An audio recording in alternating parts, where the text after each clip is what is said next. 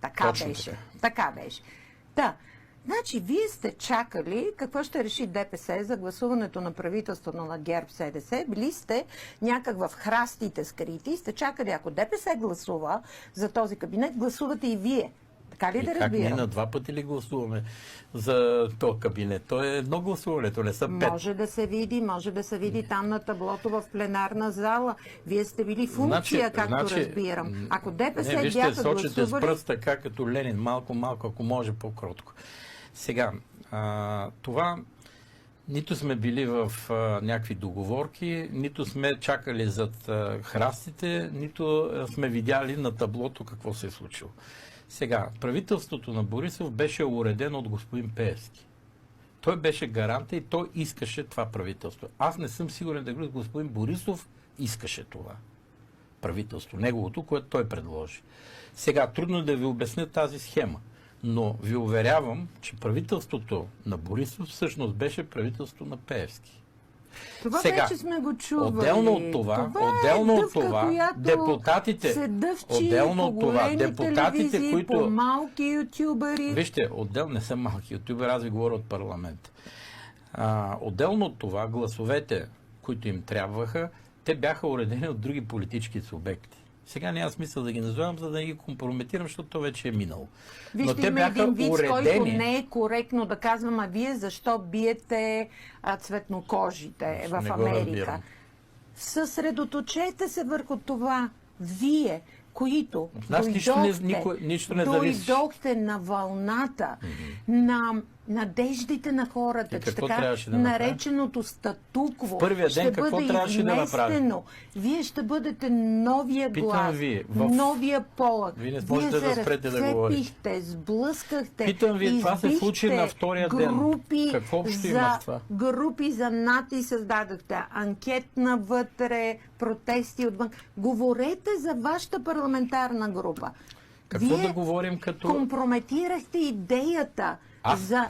Вие, всички от Величие, и вие, Евелина, как се казваше, Виктория, Василева, какво трябваше да направим във втория ден, това ви питам? Да бяхте обединени, да бяхте с нова концепция, да бяхте различни, 13 души. да бяхте 11 души бяха в миналия парламент и предложиха законопроекти, и влезоха в... Спомняте ли си къде влезоха? Не, те от миналия парламент един изпуснаха, после бяха 11, сега са повече. Така. Говорете за вас. Вие какво предизвикахте? Омерзение и отчаяние у хората.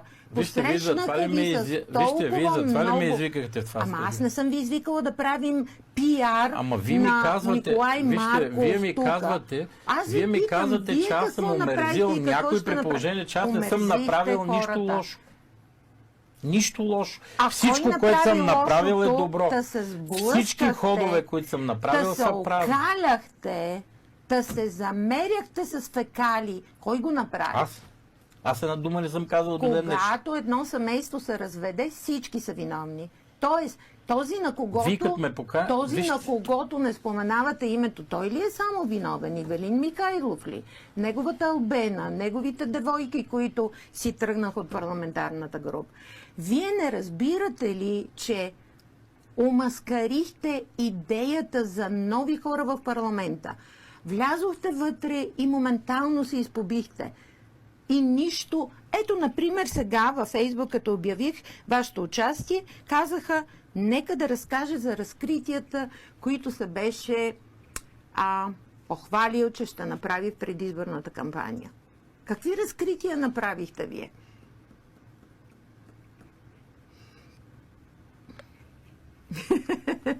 Господин Марков. Господин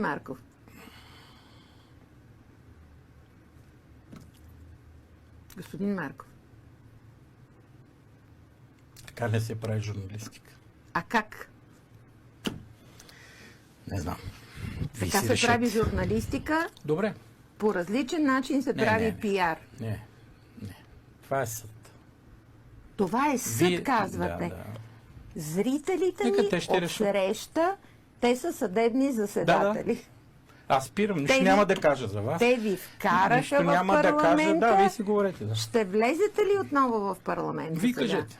Смятате очевидно сте запознат с всичко. Няма.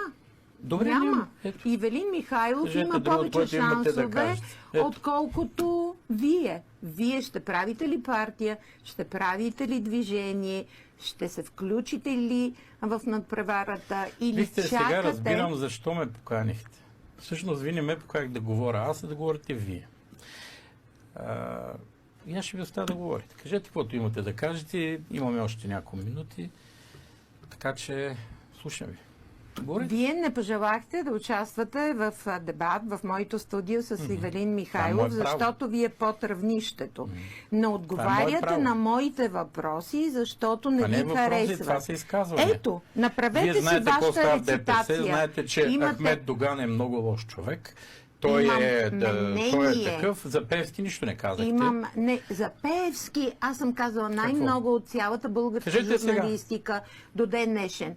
Сега, в момента, това, което е важно, кой ще победи? Ахмед Доган ли или Делян Пеевски? Значи корумпиран Ахмед Доган, за него говорихте сега.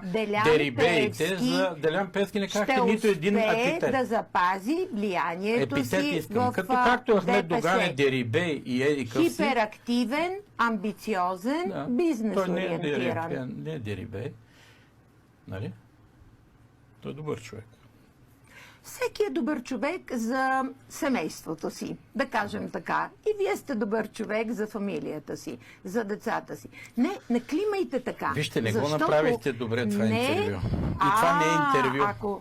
Ето, не зрителите ви гледат, нека те да се чудат. Нямам бележник, за да ми сложите оценка. Вие си говорите, не искам ли слагам оценки.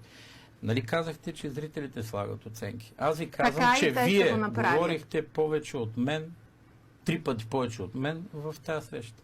Няма да ви позволя да бягате от въпросите ми. Аз не бягам, аз не мога да кажа нищо. И да се занимавате с всеки друг, само не с вашите вътрешни истории, истерии. Това е приключило преди месец. И нямаме парламентарна група от месец. И смятате, че с това всичко ще приключи ли? Не знам, вие знаете всичко. Вие сте баба Ванга. Я кажете на хората. Аз съм израснала в Петри, ще кажа, може да имам и такива способности. Пророчески, така. Но ще ви кажа едно. Отчаяхте хората. Нима не го усещате. Помните ли колко много ви харесваха? Как викаха по време на срещите с вас името ви? И сега според мен ще ви е срам да минете по улиците на София или на България. Ще правите ли кампания? Ще ми е интересно, аз ще дойда да ви видя. Аз не мога да кажа нищо. Вие сте заредена с някакви отрицателни енергии. В случая това интервю беше най-позорното, което съм виждал от ваша страна. Посрещнахте ме тук с добри чувства. Изведнъж станахте като... Сега, защо се случва? Това е друга тема, аз ще си помисля. Вие си помислете, бъдете жива и здрава, това ви го пожелавам. Рано или късно, истината, знаете, един балон от лъжи, който се надува, той рано или късно ще се спука. Доказателство за това сте така нареченото величие. Не, величие. Първо, аз не съм член на величие. Да, говорите за величие, аз нямам нищо против. А не бяхте ли председател по едно време? Не, те казаха, че не съм бил. Ето, виждате ли? Значи, вие не можете помежду си да се разберете, искате ние да знаем какво се е случило между вас. Когато отида на интервю, някой да ме пита и да спира. Виждате ли, вие не спирате да говорите. 3 минути. Говорете каквото пожелаете. Не искам да говоря. Ще участвате ли в изборите? Няма да ви отговоря на нито един въпрос. По-добре закривайте предаването и така. Ето защо бъдете жива и здрава, според мен. Ето защо вие сте заели страна, да вероятно обслужвате някои интереси. Между вас и Ивелин Михайлов. Можех да ви оставя двамата тук, вие не знаете за да разкажете нито за мен, на хората. Нито за Ивелин Михайлов, нищо. Какво трябва да знам? Го това. Вие искате да кажете на хората, правите. вие искате да говорите от името на всички. Говорете си както смятате, но аз ви казвам, бил съм в много студия, повече от 20 години, но това, което направихте сега, което аз смятам, че не само не е добра журналистическа практика, не смятам, че е в тона на доброто възпитание. Това, което направихте в това нещо, аз смятам, че е лошо. Това е нечисто.